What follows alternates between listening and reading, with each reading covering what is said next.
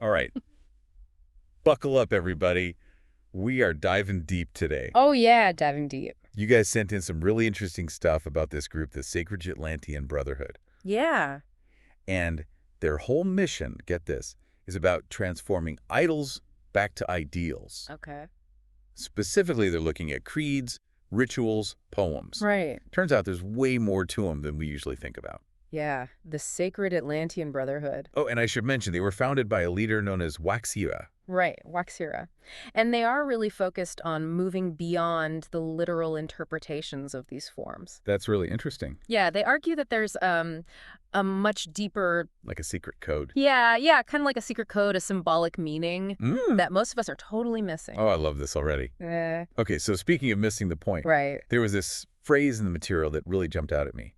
Metaphorical prison houses of words. Ooh, yeah, That's heavy stuff. it is. What do they mean by that? Well, they're saying that if we get too caught up in the literal meaning of, creeds, rituals, right? We can actually limit our Yeah, understanding yeah, exactly. And it's like, um, we get trapped by the words themselves. by the words themselves. Exactly. We can't see past them to the real truth they're trying to show us. Oh, I totally get that. Yeah. Like, I remember this one time, I was reading this poem, and it was all about, like, a bird trapped in a cage. Oh, I thought, oh, that's sad.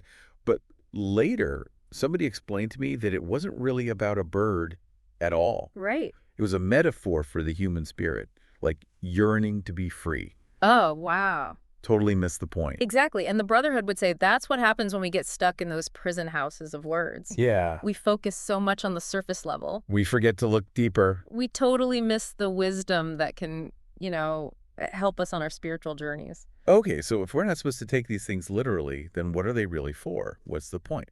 Well, the Brotherhood sees them as tools, Tools for what? tools for personal growth Okay. and for gaining spiritual insight. So how does that work? Well, let's take creeds, for example. Oh. They're not just some list of rules that we have to follow blindly. Well, No, they're supposed to be like guiding principles that can help us make good decisions and, live a more ethical life. so it's not just about the words themselves, but the deeper idea behind them. Precisely. And it's the same with rituals, right? They're not just empty actions. They're like,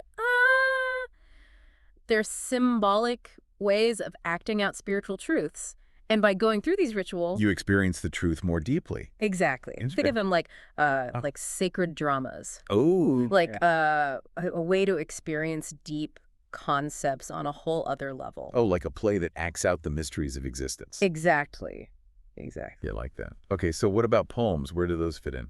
Poems, they are vessels. Vessels of what? Vessels of wisdom and beauty. They help us to understand deeper truths through imagery and metaphors, speaking to us in a way that goes beyond logic, beyond reason.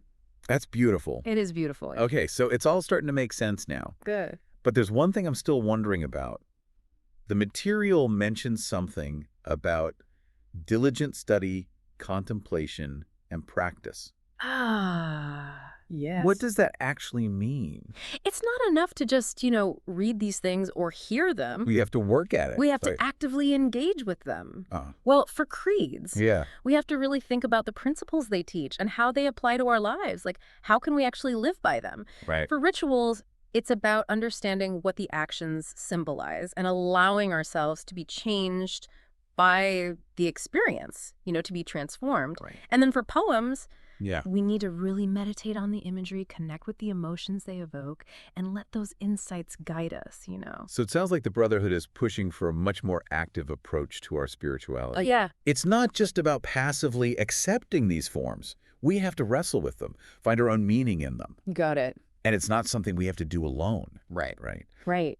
The material emphasized the importance of community, learning from those who've been on this path before us. Oh, absolutely. It's like they're part of this long line of seekers Exactly. who understood the power of these symbols to tell us deep truths, truths that go beyond words. It's like they're on this mission to liberate us, Free us from literalism. from literalism, yeah, to help us escape those prison houses of words. And experience the real power of these forms. Exactly. I love that. That's powerful. So it's not just about the words themselves, it's about the meaning behind the words and how that meaning can guide us on our spiritual journey. And it makes you think about how we interpret everything, not just religious texts. Like everything. Yeah, all the symbols around us, do we get stuck on the surface or do we dig deeper to find the real meaning? That is such a good question to ask yourself. It is. It really makes you wonder, what else in my life have I been taking too literally? Yeah. And how might this new perspective change how I see the world? That's something we should all think about. It is. Yeah. I think that's a great place to leave it for today, everyone. Yeah. Thanks for listening. Thanks for joining us on this deep dive. It was a good one. See you next time. See you later.